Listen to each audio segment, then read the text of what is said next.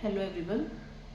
Last कुछ videos में हम न्यूट्रिशन ऑफ आईसीयू के बारे में पढ़ रहे थे, तो आज हम उसी को कंटिन्यू करेंगे एंड हम पढ़ेंगे कि पेशेंट को कितनी वॉल्यूम फीड देनी है और कितने टाइम में देनी है। उसको हम कैलकुलेट करते हैं with the help of formula. Let's see the formula.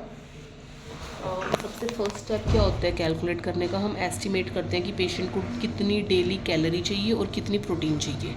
तो कैलोरी ये हम लास्ट वीडियो में देख चुके हैं कि कैलोरीज हम 25 इंटू बॉडी वेट से कैलकुलेट करते हैं एंड प्रोटीन 1.2 टू 1.6 ग्राम पर केजी चाहिए होता है। ये हम जो भी वैल्यू आएगी उतनी कैलोरीज चाहिए एंड ये मान लो 60 केजी का पर्सन है तो उसको हम 1.2 से मल्टीप्लाई करके जो आएगा उतने ग्राम प्रोटीन चाहिए।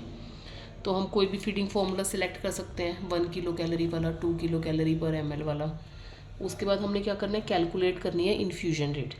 उसके लिए हम देखेंगे कि हमने कितनी फीडिंग वॉल्यूम देनी है। वो कैसे निकलेगा? किलो कैलोरीज पर डे जो चाहिए, जो यहाँ से निकलेगी, एंड किलो कैलोरीज पर ml ऑफ फीडिंग फार्मूला में जो है वो डिपेंड करेगा कि हमने फीडिंग फार्मूला क्या सेलेक्ट किया है।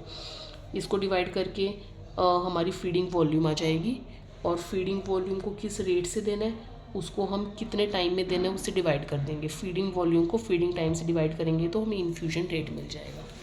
तो वैसे हम इन्फ्यूजन पेशेंट को चला देंगे, वो भी आरटी किट के।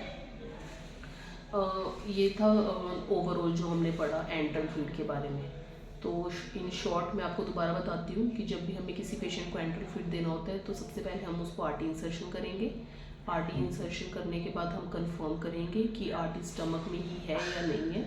उसके लिए या तो हम सिरिंज से एयर पुश करके ऑक्सकल्टेट कर सकते हैं, दूसरा हम एक्सरे लगा सकते हैं ताकि वो रेडियो पे एक लाइन हमें स्टमक में जाती हुई दिख जाए। अगर आरटी कंफर्म हो गई है तो हम एंटरल फीड स्टार्ट कर सकते हैं। उसके लिए सबसे पहले हम कभी भी एंटरल फीड देने के से पहले हम पेशेंट का हेड थोड़ा प्रॉप अप करेंगे 45 डिग्री तक। उसके बाद हम एंटरल फीड देंगे जो भी हमारी इन्फ्यूजन रेट निकली है उसके अकॉर्डिंग। फिर एंटरल फीड हम रिपीट करेंगे या नहीं, उसके लिए हम सबसे पहले चेक करेंगे कि पेशेंट टॉलरेट कर रहा है फीड को या नहीं कर रहा।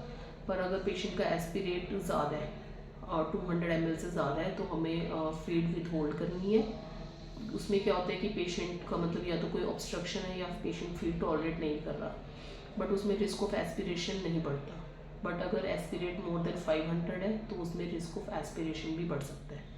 दूसरा क्या है कि हमने जब भी हम आरटी फीड किसी इंट्यूबेटेड पेशेंट में देते हैं तो हमें कोई प्रोकाइनेटिक भी साथ में ऐड करना चाहिए।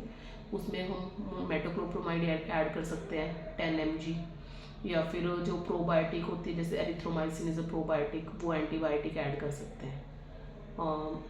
बस और यही है कि feeding is very important for early recovery in ICU patient. तो हमें प्रॉपर न्यूट्रिशन देना है जिसमें कार्बोहाइड्रेट, प्रोटीन, लिपिड्स सब हो, मल्टीविटामिन्स हो एंड ट्रेस एलिमेंट्स हो।